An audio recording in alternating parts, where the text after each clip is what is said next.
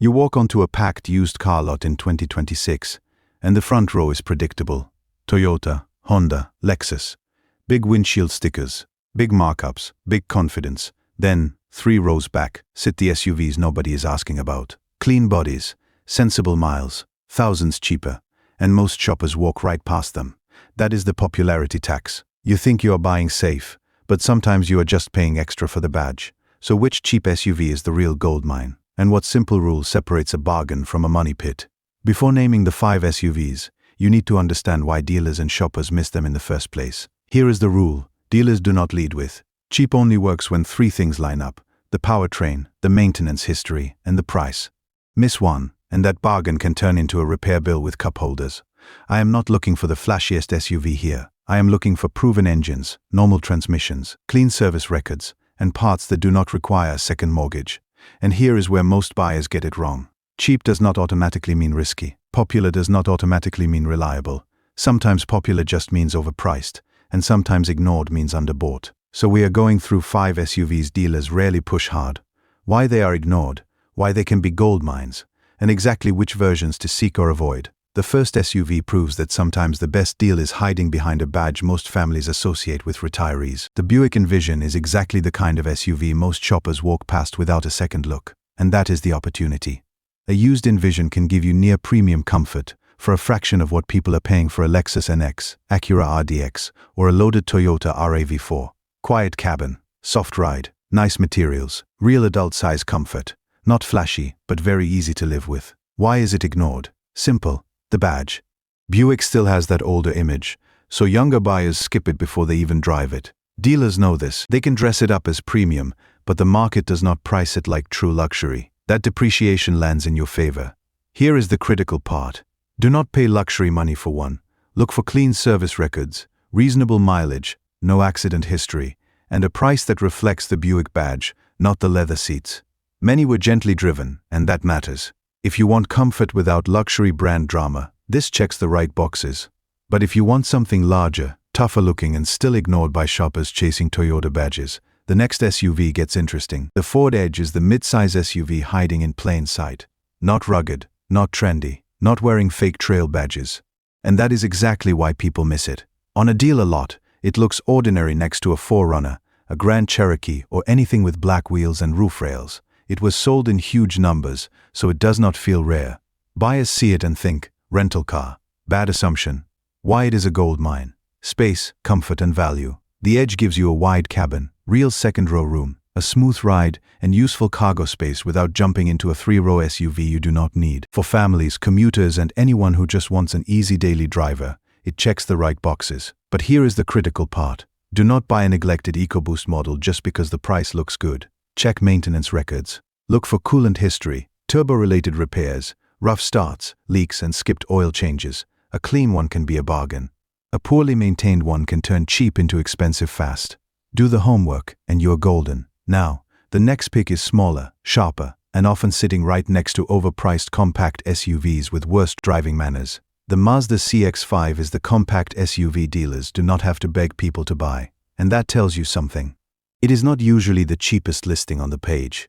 A used RAV4 or CR-V shopper might scroll right past it because Mazda still does not have the same appliance-like reputation. But once people drive one, the tone changes fast. Why it is ignored?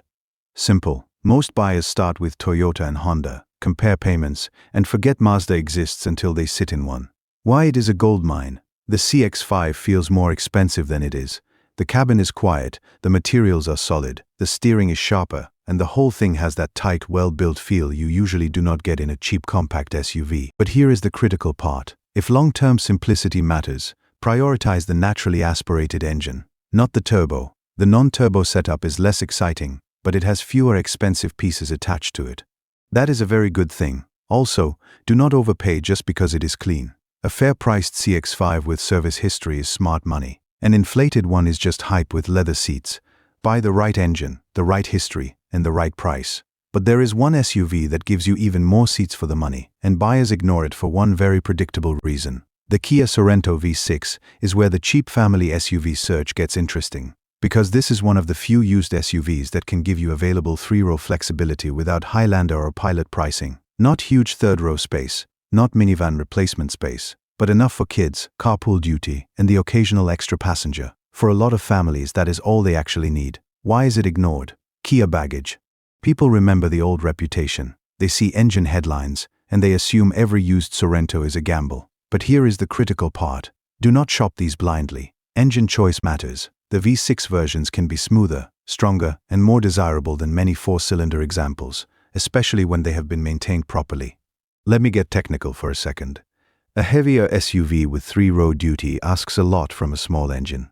The V6 has an easier job moving the same weight, and that can mean a more relaxed driving feel. Still, records are everything. Verify recall work. Check oil change history. Avoid the suspiciously cheap one with 3 owners and no paperwork. Find a clean V6 Sorento with service history, and you may have a serious bargain. And that brings us to the SUV that looks almost too boring to matter, which is exactly why it can be the smartest buy on the lot. Now the Mitsubishi Outlander is the one most shoppers walk past without even slowing down. And that is the whole point. This is not the SUV people brag about at work.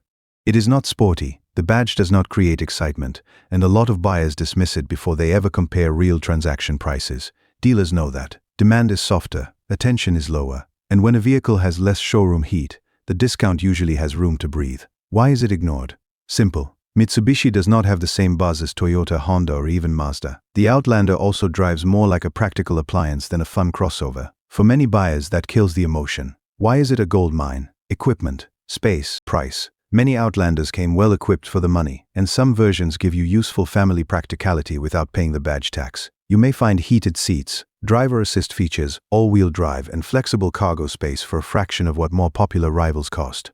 But here is the critical part. Inspect the continuously variable transmission carefully. Demand service records. Avoid rough rentals, neglected examples, and anything with a shaky test drive. The rule is simple. Only buy the Outlander if the price gap is meaningful. Cheap because nobody noticed it? Great. Cheap because it was abused? Walk away. Do that and boring becomes the bargain. But the real lesson is not just these 5 SUVs. It is the pattern they all share. That pattern is the popularity tax. It is the extra money buyers pay because a badge feels safer, a name sounds familiar, or a neighbor said, just buy the one everyone buys. Dealers do not have to create that demand. They just price around it. And here is the turn. The real villain is not only the dealer, it is buyer behavior. When shoppers crowd around the same 3 SUVs, those vehicles get stronger resale values, smaller discounts, and less negotiating room. Meanwhile, a perfectly solid SUV with a boring badge sits on the back row with dust on the windshield.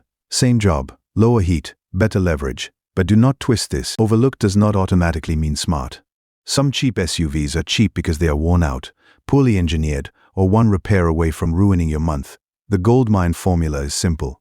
Unpopular image, proven drivetrain, documented maintenance, clean inspection, and a price that reflects low demand. Not a cheap monthly payment, cheap ownership. That is the difference. A bargain saves you money after you buy it, not just when you sign the paperwork. So which one should you actually buy first if you find a clean example? So the answer is not one magic SUV. The real Goldmine is the clean one. The one with the right engine, the service records, the clean history, the fair mileage, and the price that actually reflects its lower demand. If you want comfort, start with the Buick, quiet, soft, and usually ignored by people chasing flashier badges. If you need space, look at the Ford Edge. Big cabin, strong value, and far less hype than the usual mid-size names. If you care about driving feel and simplicity, the Mazda CX-5 is the smart play. If you need family flexibility, the Sorento with the V6 is the one to shop carefully. If you want maximum discount, the Outlander is where the leverage usually lives. But here is the critical part.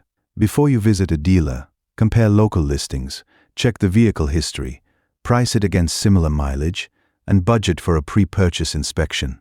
Do that and you are not guessing. You are buying with leverage.